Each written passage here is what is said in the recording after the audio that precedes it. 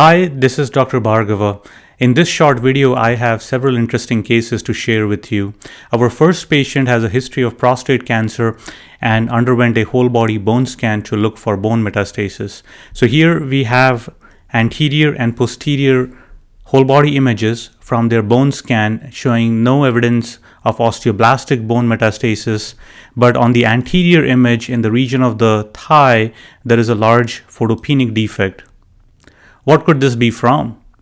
This is something which is not seen on the posterior image. A comparison with their CT revealed the answer. This is the CT scan showing that at the same level of the right anterior thigh, there is a large lipoma. And this lipoma, a benign fatty tumor, is attenuating the counts that are coming from the patient towards the anterior camera head. And that has led to this interesting photopenic artifact that we saw on the whole body image.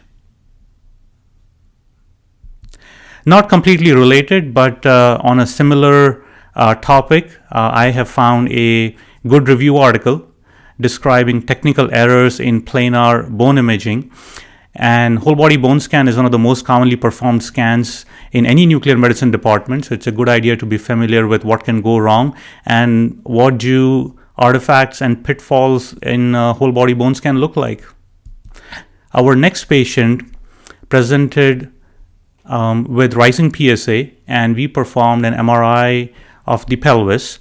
These images are from the MR showing T2 weighted images on all three projections on the top, and then DWI and ADC images. The finding is this small T2 hypointense focus in the left peripheral gland, seen here on the coronal image and also on the sagittal image, consistent or suggestive of a prostate cancer. Now, this focus also shows restricted diffusion where we see high signal on DWI and low signal on ADC images, suggestive again strongly of a prostate cancer.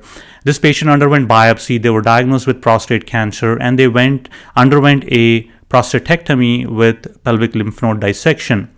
Sometime later, they presented with rising PSA, and at that time, we performed a gallium-68 PSMA PET-CT. So on the left, we have a rotating image, and on this rotating image, we see physiologic distribution of the tracer with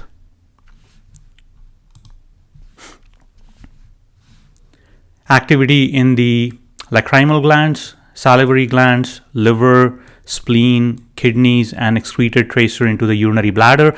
The two foci of abnormal uptake are seen right here, and on the fused PET-CT images, one of them corresponds to this sclerotic focus seen right here on this fused image, and the other one, interestingly, is a sub-centimeter lymph node which is in the retroperitoneal para-aortic region, seen right there. And so PSMA is proven now in this situation of when a patient has been treated and they presented with rising PSA, and we are looking for recurrent or metastatic disease. And here's a good review article on the topic of PSMA PET-CT.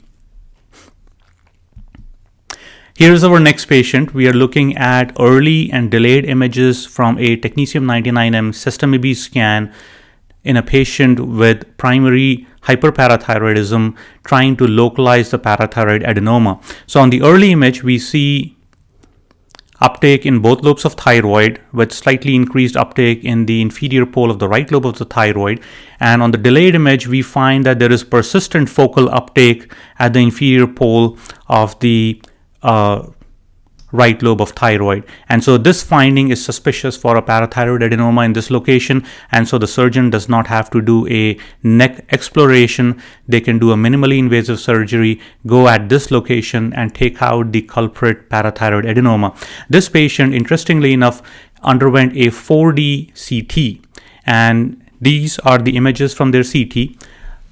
Multiple images with and without contrast. So starting with the top left, this is a non-contrast enhanced image showing normal hyperdense thyroid and a focus behind the right lobe of the thyroid. That focus enhances when IV contrast is administered and early images are acquired, and shows washout of the contrast on these delayed images. And you can see how well defined this parathyroid adenoma is compared to what we saw on the sesame B scan. Well, but technetium-99m sesame B is still considered superior to 4D CT, and this is a good paper talking about the superiority of technetium-99m sesame B over 4D CT in this situation. Our last patient has history of neuroendocrine tumor. This was in their terminal ileum, and they had a right hemicolectomy. They presented for a dotatate PET CT because a CT scan showed new lesion in the liver that was suspected of a neuroendocrine cancer metastasis. So this is their rotating image showing focal increased uptake in the liver. And this focal increased uptake corresponds to this focus. This is the fused image showing increased uptake of dotatate in this focus consistent with a neuroendocrine tumor metastasis. Note also that because the background liver is so steatotic, and because of that it's generally hypodense compared to a normal liver, and that is why this focus is standing out in this non-contrast enhanced CT. Most of the lesions will be barely seen. They'll be isodense, maybe slightly hypodense, but usually they're not hyperdense like seen here. But there is dotatate uptake suggesting neuroendocrine tumor metastases. The interesting finding here is look at the liver on this non-contrast enhanced CT, the uterus, and on the fused PET CT images, we find that there is focal uptake diffusely involving the uterus. And so this was investigated further. Patient underwent a CT scan. We are looking at the sagittal image on the CT scan. Here is their uterus, and then we can see endometrial thickening, and this is a corresponding sagittal MR T2 weighted image showing that there is endometrial thickening in this postmenopausal woman consistent with endometrial cancer. And so this case is interesting because we see focal uptake of dotatate in endometrial cancer.